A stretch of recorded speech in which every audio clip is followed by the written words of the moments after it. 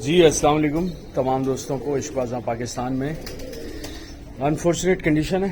21 अगस्त 2025 जुमेरात का दिन है आज, और कराची की बारिश का जो मैंने आपको लास्ट व्लॉग में भी अपडेट किया था, उसके बाद के हालात ये हैं। कल इस साइड से बहुत तेज़ आंधी आई थी, और रात में कोई खासा कोई 1.5 घंटे का बड़ा स्ट्रॉन्ग स्पेल था, बहुत डेंजरस था।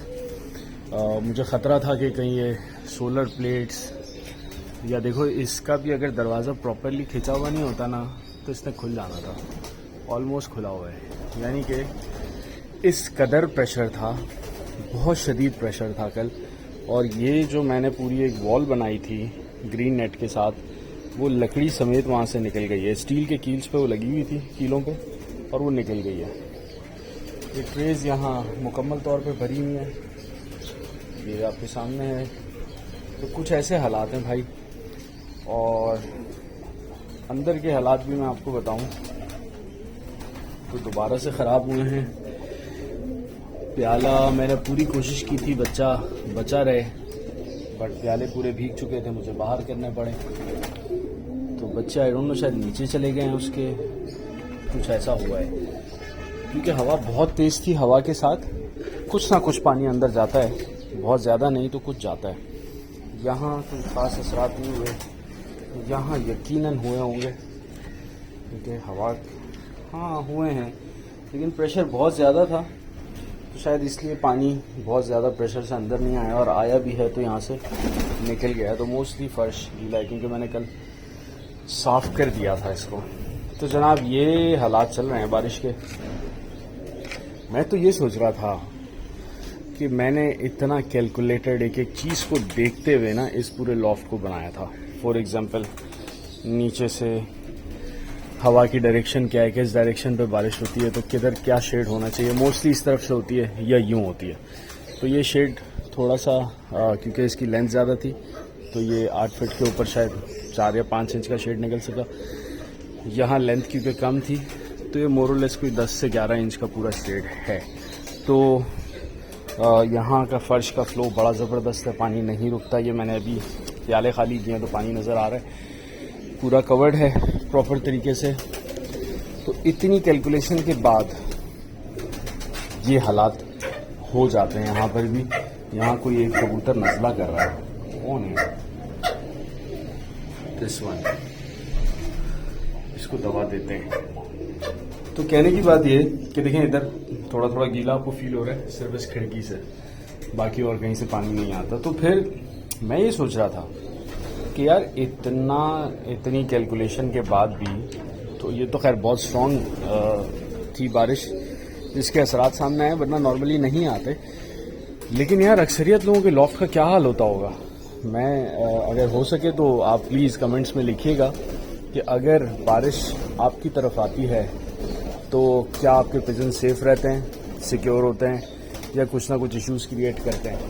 तो दिस इज़ स्ट्रेंज ना, क्योंकि ये तो मुश्किल है, बहुत ज़्यादा मुश्किल है।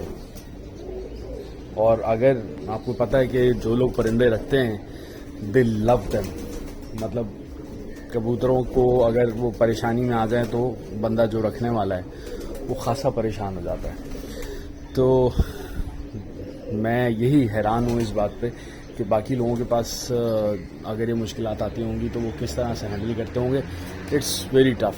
तो बाकी हालात ठीक हैं, पिजन्स माशाल्लाह हेल्दी हैं, कोई ऐसा इशू नहीं है, सिवाय उन 2 बच्चों के जो कि पानी में बहुत ज़्यादा भीगे हैं, उनकी मुझे परेशानी है। बाकी तो यहाँ पे भी जो अच्छा जोड़े, क्योंकि मैंने अक्सरियत तोड़ दिए हैं। There are only few pairs जो यहाँ लगे रहने दिए हैं, बाकी मैंने हटा दिए हैं। वजह ये कि it's not a breeding season, कबूतर शेड कर रहा है बुरे तरीके से। अब ये एक कोई ख़राब अंडा लेके बैठी हुई है, तो मैंने कहा ठीक है वही तो बैठी रहे। मैंने जोड़े तोड़ दिए अक्सर। ये एक बच्चा शिफ्ट करना रह गया यार, बच्चा शिफ्ट करना है, इसके साथ का ही है। ये कबूतरी भी मुझे लग रहा है कुछ नज़ले में आई हुई दोबारा से।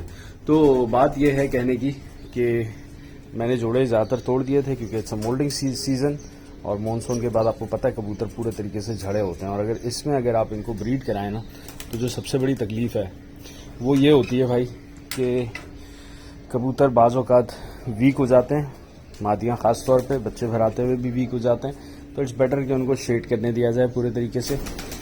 मैं यहाँ पे भी ब्रीडिंग करने का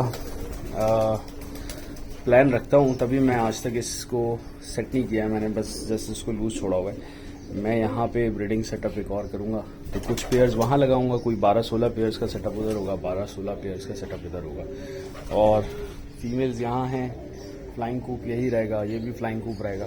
और अब जो है कोई भी कबूतर रोकने वाला नहीं होगा, जस्ट ब्रीडर्स होंगे या फ्लायर्स होंगे, क्योंकि वी हैव माशाल्लाह enough quantity in our loft. और अब सारा फोकस उड़ान पे है, रिजल्ट्स पे है। रिजल्ट्स आएँ, लोगों के खदशात दूर हों। लोगों के खदशात इसलिए दूर नहीं हो पा रहे क्योंकि जिन लोगों के हाथ में ये बर्ड्स गए थे ना, उन्होंने धोखा दे दिया। असल में कुछ को परिंदों ने भी धोखा दिया और उनको हमने गाइड करने की कोशिश की, लेकिन वो गाइड होना पसंद नहीं कर रहे थे। लेकिन जिन लोगों के पास रिजल्ट आ गया ना, उन्होंने हमें धोखा दे दिया। उन्होंने किसी से सच्चाई शेयर करने जो है उसकी हिम्मत नहीं पकड़ी, आज तक नहीं पकड़ी है। मुझे लगता है अगले सीज़न में भी नहीं होगा। और माशाल्लाह उनमें से काफ़ी सारे लोग हैं जिनके पास रिजल्ट्स आए हैं, बड़े अच्छे रिजल्ट्स आए हैं, and they are like satisfied. दे सेट के यार मज़ा आया, कबूतर बहुत अच्छे उड़े हैं, वीडियो शेयर्स की उन्होंने, सब कुछ किया। लेकिन पब्लिकली उन कबूतरों को कहीं बदरंगा चीने का नाम दे दिया, कहीं मेरा पुराना कल्चरा, कहीं फलाना उस्ताद वाला, कोई ढंगाना उस्ताद वाला कबूतर उड़े। तो खैर मैं अब उनको एक्सपोज नहीं करना चाहता हूँ। छड़ो जी जान दो, साड़ी वारी भी आन दो, तो वो वाला केस है। तो बस अब हम खुद करेंगे इंशाल्लाह, और ख़ुद आप लोगों को दिखाएंगे। मेरे पास स्टॉक इनफ है अल्हम्दुलिल्लाह, and I have total faith कि ये बर्ड्स जब उड़ेंगे तो ये पूरा पाकिस्तान देखेगा इंशाल्लाह, क्योंकि चीज़ें तैयार हैं मेरे पास, तैयारी पूरी है। All I need to do is कि इनको उड़ा के ट्रेन करके आपसे वीडियोस शेयर करनी है। और भाई खुदा का वास्ता है, नीचे कोई ये ना लिखे कि मुइज़ भाई कौन से कप में उड़ा रहे हैं, कब उड़ा रहे हैं। मुझे कप नहीं उड़ाना। मैं यहाँ के जो कप्स हैं, यहाँ के जो मुकाबले हैं, मैं उनको नहीं मानता। देयर विल बी लाइव जश्न परवाज़ें। जिस फॉर्मेट को मैं पर्सनली पसंद करता हूँ उसी फॉर्मेट को मैं अपने चैनल पे लेके चलूँगा। जश्न परवाज़ लाइव होगी और लोग लाइव देखेंगे उसको इंशाल्लाह। जितने भी बर्ड्स हैं उन सबको पूरे शौक़ के साथ वो देखेंगे और उनको मज़ा आएगा लाइव रिजल्ट्स देखने का। पर्चे बनेंगे, सबसे शेयर होगा। जिसको यकीन करना है वो करेगा, जिसको नहीं करना वो तो खैर कभी नहीं करने वाला। तो तैयारी है इंशाल्लाह। जैसे ही ये वीडियोस अपलोड हो जाएंगी तो लोगों का प्रोस्पेक्ट पूरे तरीके से बदल जाएगा। लेकिन फ़िलहाल ये नेट सही करना है। मिलते हैं फिर अगली वीडियो में। अल्लाह हाफ़िज़।